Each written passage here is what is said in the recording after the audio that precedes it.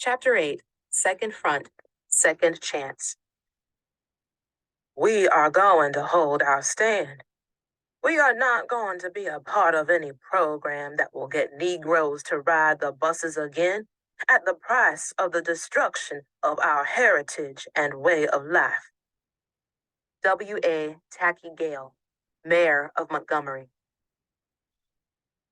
With the turn of the new year of 1956, Montgomery throbbed with excitement. Day by day, reporters and photographers poured into town to cover the Negro bus protest in the heart of Dixie. As the boycott entered its second month, Black leaders continued to press for the same three modest changes that Joanne Robinson and others had requested 2 years earlier, which did not include integrated seating. But city officials wouldn't budge. Give them an inch and they'll take a mile, they told one another. The City Lines Bus Company declared the proposed changes illegal and said that, unfortunately, their hands were tied. Mass meetings continued at Black churches every Tuesday and Thursday night. Young, round-faced Dr. Martin Luther King Jr., who urged boycotters to refrain from violence and seek charity toward whites in their hearts, inspired crowds with stirring speeches that often included ideas and philosophies from distant times and places. He talked about the power of love to change the world. He had poetry in his voice, and he could snatch scripture out of the air and make it hum, said E.D. Nixon, who admitted he was saying it better than I ever could. King began to emerge as a charismatic national figure. Determined to apply economic pressure peacefully, Black protesters let the nearly empty buses rumble on by like green ghosts, ignoring the doors that snapped open invitingly at the corners, and devised their own transportation system. Coached by leaders of Baton Rouge's bus boycott of 1953, the Montgomery Improvement Association, MIA, designed an alternative to the buses on the scale of a wartime military transport system, moving tens of thousands of maids and yardmen and clerks and students around Montgomery's far-flung neighborhoods every day. And it was entirely voluntary. It ran on dedication, generosity, and hope. The MIA network was unveiled in detail at a mass meeting on December 12th. There would be 42 morning pickup stations and 48 evening stations scattered throughout Montgomery. These points had been carefully plotted on maps by mail carriers, the workers who knew the city best. The central dispatch station would be a Black-owned downtown parking lot manned by an on-call transportation committee. The buses would be a giant carpool consisting of ordinary people's automobiles. Car owners were asked to lend their vehicles to the MIA carpool so that other people could drive them around town. For most people, especially if they had little money, having a car was a proud symbol of status. Letting total strangers drive one's car around all day was a hard thing to ask, but nearly 200 people turned over their keys to the boycott. Here's how it worked. A maid needing to get across town to her white employer's home would walk to the morning station nearest her home and wait for a ride. After work, she would walk to the nearest night station to be picked up and driven to a drop-off point nearer her home. Since it was against the law for private cars to charge fares like licensed taxis, the network would be paid for by donations collected at the mass meetings. Most of the rides would be free. Though the network was elegantly designed, there were not enough seats in the carpool to replace an entire city bus system. Thousands of Black workers, including many who were elderly and some who were disabled, set out from home in the pre-dawn darkness and walked miles each day. Some preferred to walk to show their support for the boycott, rather than accept a ride even from the MIA carpool. One MIA driver told the story of having come upon an elderly woman hobbling along the road. "Jump in, grandmother," he said to her, pushing open the door. She waved him on. "I'm not walking for myself," she said. "I'm walking for my children and my grandchildren." Family members made enormous sacrifices and sometimes hobbled home with barely enough energy to eat supper. And family chores like shopping had to continue. That meant more steps. The foot-weary warriors told their stories at the mass meetings, inspiring and encouraging one another to keep walking. Many were initially skeptical of the boycott. When they first sent the leaflets saying, "Don't ride the bus," I was worried about my mama, remembers Aileen Bowser. I got angry, and I said they better not do anything to her. I thought she'd still go on riding the bus because she did house cleaning and she worked far away from home. But then they had worked out this whole plan of having people to drive and pick up. I got behind it. I and three other girls from my typing class at school started working at the Baptist Center, typing up and mimeographing lists of the people who were driving in the bus boycott. We had to make the list every third night in order to keep the information current. They had stations downtown. Who was driving this direction and that direction? I had to call the drivers and make sure they were still willing and available. And people in most families had walking.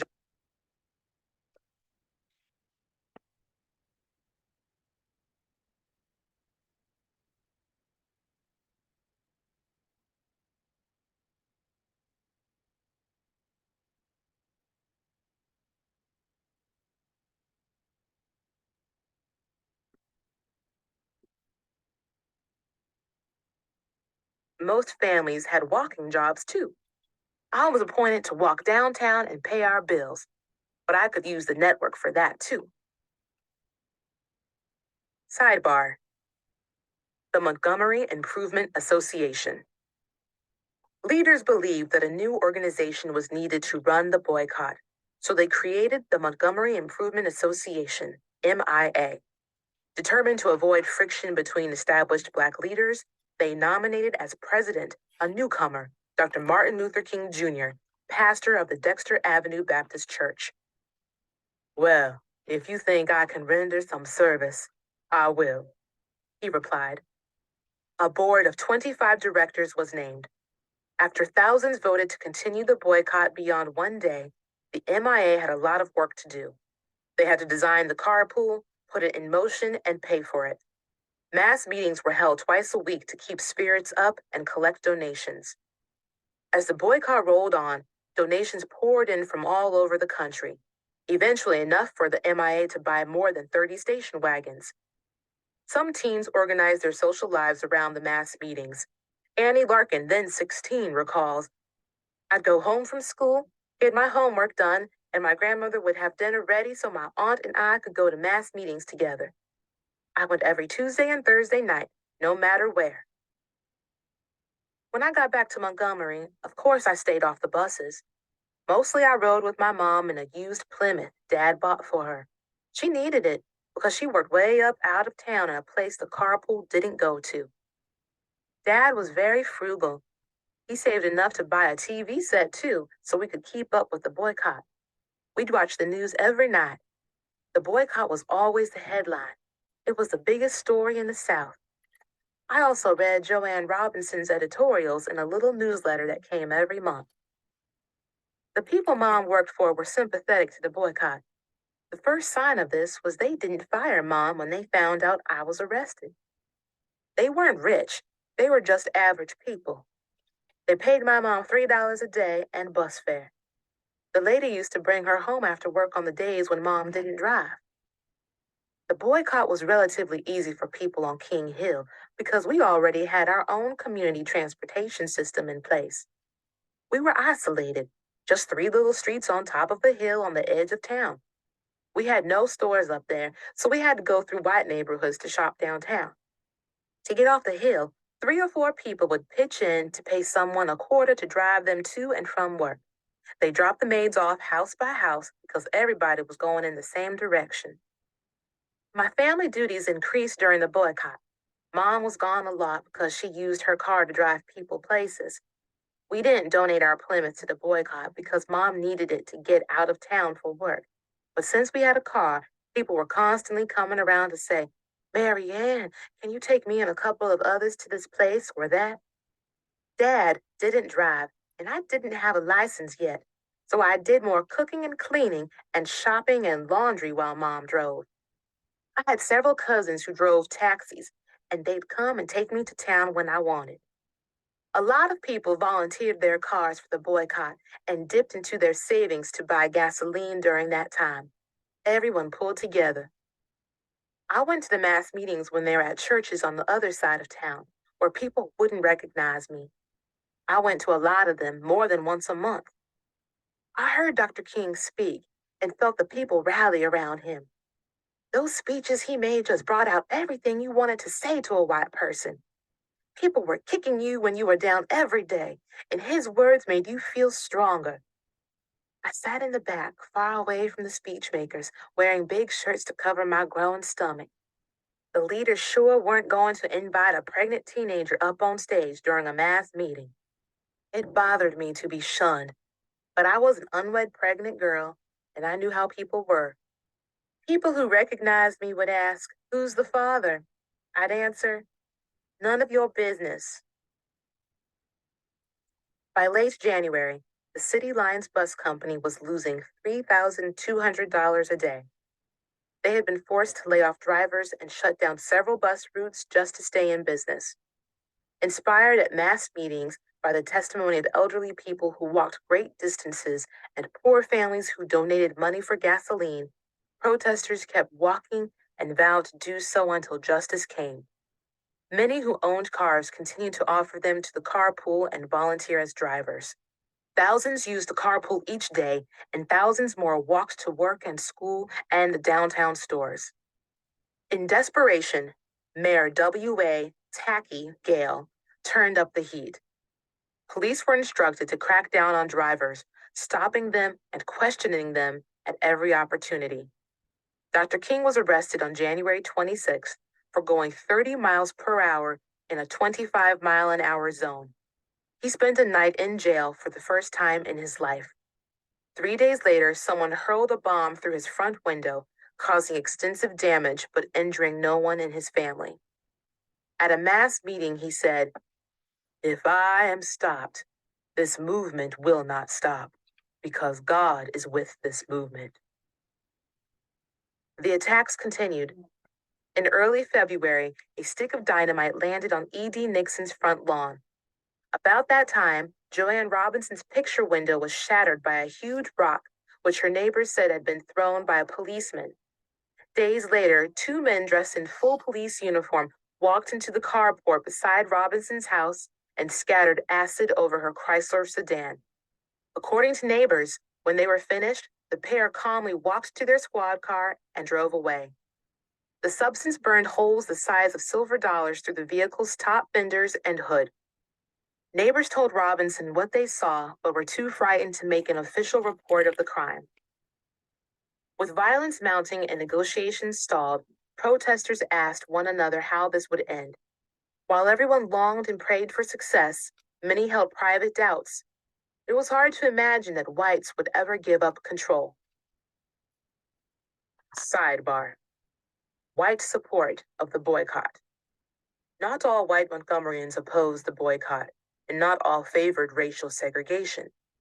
A small but determined minority of white citizens assisted the carpool, drove their Black employees to and from work, and sometimes donated money to the boycott. Among the best known were Robert Gratz, the pastor of Trinity Lutheran Church, and Clifford Durr, a lawyer who assisted Fred Gray in his legal cases. His wife, Virginia Durr, also provided support in many ways. A few whites dared to express their support publicly. Juliet Morgan, a librarian, wrote in a letter to the editor of the Montgomery Advertiser, "It is hard not to be moved with admiration at the quiet dignity, discipline, and dedication with which the Negroes have conducted their boycott." The death threats began immediately by phone and mail. They increased month by month. People hurled stones at Morgan's picture window and sprinted up to ring her doorbell again and again in the dead of night, shattering her sleep. She lost many friends. About a year after her letter was published, Juliet Morgan took her own life. Fred Gray thought he saw the way out. It was the same path he had envisioned from the day he heard of Claudette's arrest. Why not go to court and sue the city of Montgomery and the state of Alabama? arguing that if segregated schools were unconstitutional, as the U.S. Supreme Court had ruled in Brown versus Board of Education, then weren't segregated buses? Instead of politely asking for modest reforms in seating patterns and more courteous behavior from the drivers, why not try to obliterate segregation laws in court? If judges agreed, the city would have to give up. Once the buses were integrated, there would be no need for a bus boycott. Gray, like the NAACP lawyers in New York who were closely following the boycott, was tired of playing defense. He wanted to mount a legal attack on behalf of all Black riders as a class action suit, not just to defend protesters who got arrested and charged as criminals one by one. Success would depend on putting the right case in front of the right judges in the right courtroom. Since judges representing the state of Alabama and the city of Montgomery court systems were all but certain to be hostile, the lawyers knew that their only chance was to argue their case in a federal court, where judges might listen with an open mind to an anti-segregation suit offered by Black lawyers. Any lawsuit challenging the constitutionality of a state law was supposed to be heard by a panel of 3 judges in a federal court. That was the rule. Whether federal judges based in Alabama would actually follow it and hear the case was the big question. If they did, the suit would still be heard and decided in Alabama, but the judges would represent the United States government, not the state of Alabama or the city of Montgomery. The Montgomery Improvement Association voted to let Gray go ahead with the lawsuit, the second front as it came to be called, and raise money to pay for it. Gray went to New York to huddle over legal strategies with NAACP lawyers, then returned to Montgomery and filed the suit in the federal building. To his delight, the suit was accepted as a constitutional challenge to state law and assigned to a 3-judge federal panel. Next, Gray began to look for plaintiffs, those people whose names would appear on the lawsuit and who would testify in court. The idea was to put on the witness stand Black passengers who would testify to how Jim Crow had made their lives miserable while they were just trying to get from place to place. Courage would be their number 1 requirement. They would be placing their lives in grave danger and the lives of those they lived with. From their seat in a tiny witness box in a packed courtroom, plaintiffs would face aggressive white lawyers firing questions at them as white judges looked on. Fred Gray knew well that all their lives Black people had been taught to defer to whites. Somehow these plaintiffs would have to find the steel to speak freely and the composure to think clearly while seated in a pressure chamber. And they would need to have a good story to tell. The lawyers ruled out Rosa Parks. Her case was still being appealed, and they wanted the new federal lawsuit to be independent of any existing criminal case. Besides, Mrs. Parks had been arrested for disturbing the peace, not for breaking the segregation law. The MIA members proposed many candidates, and Gray interviewed the most promising. In the end, he whittled the list down to 5 names. All were women.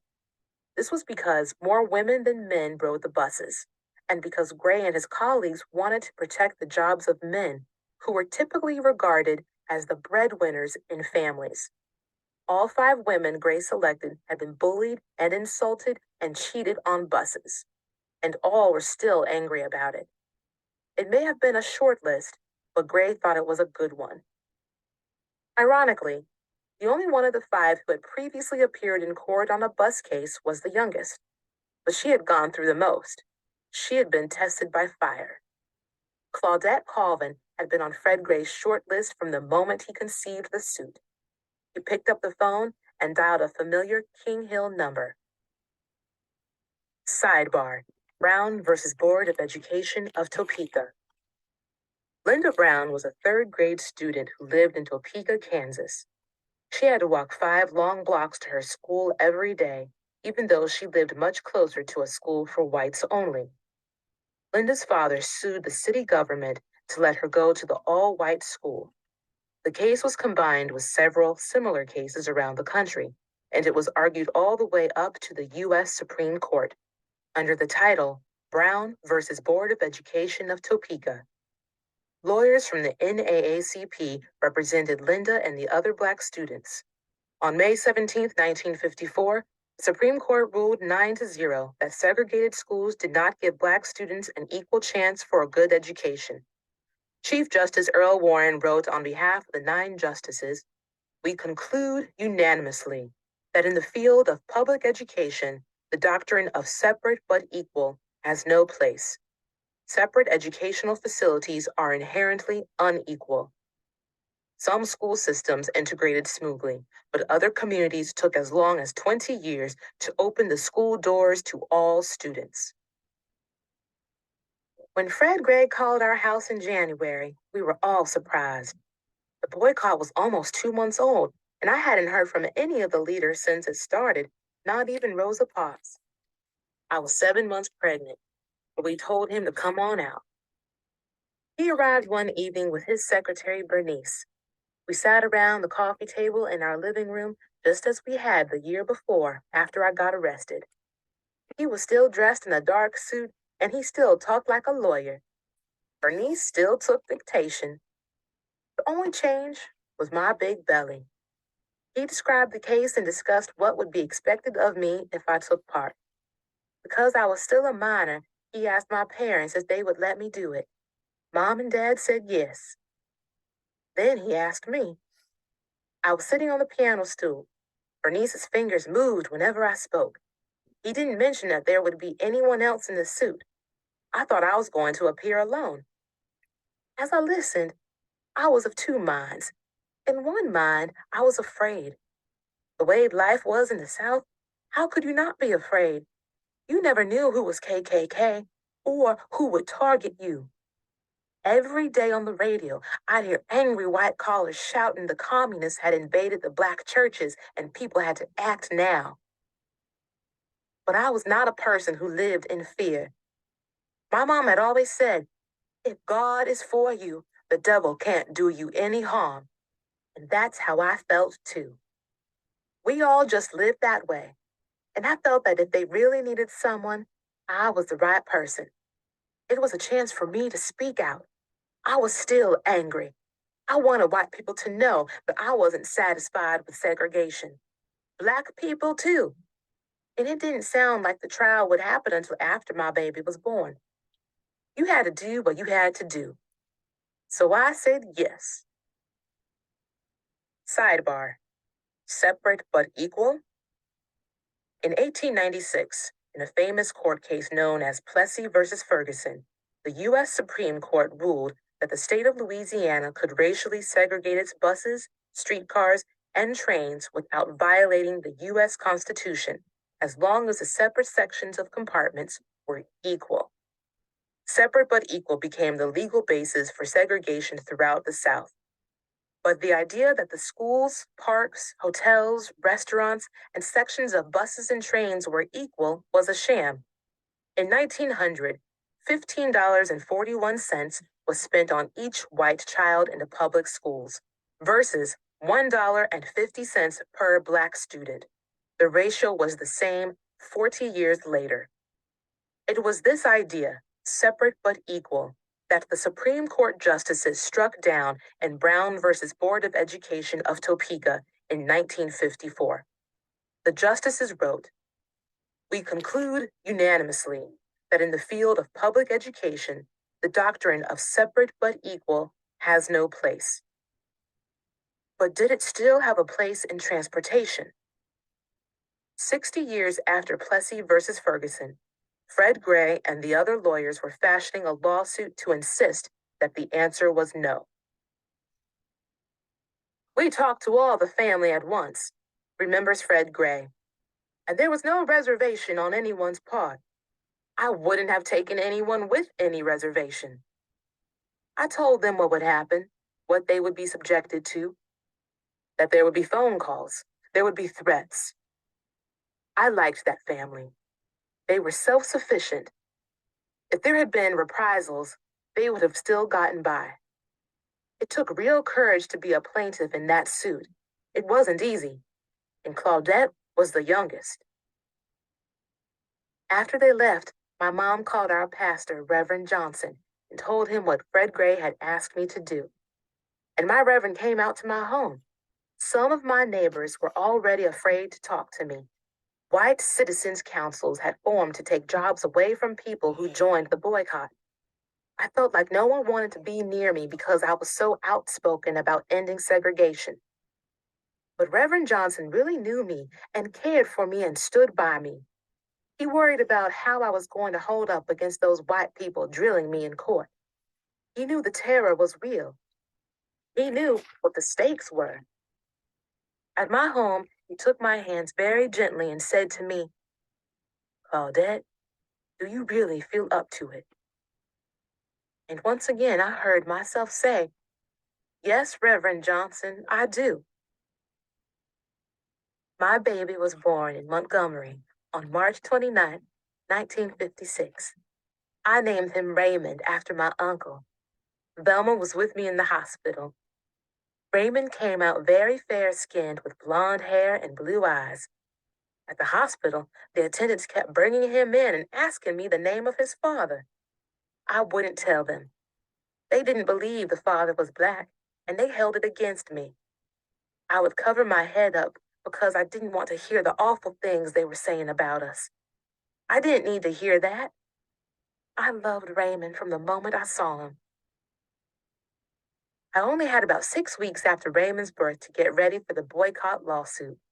I wanted to get my body ready so I could fit into a good dress, and to get my mind ready too. I rehearsed what I wanted to say. I prayed. My mother had always said, if you can even talk to a white person without lowering your eyes, you're really doing something. Well, I was determined to do that and more. Miss Nesbit said, "Claudette, you always wanted to be in plays to do Shakespeare. Now here is your stage." And she was right. I had been speaking out against injustice since ninth grade.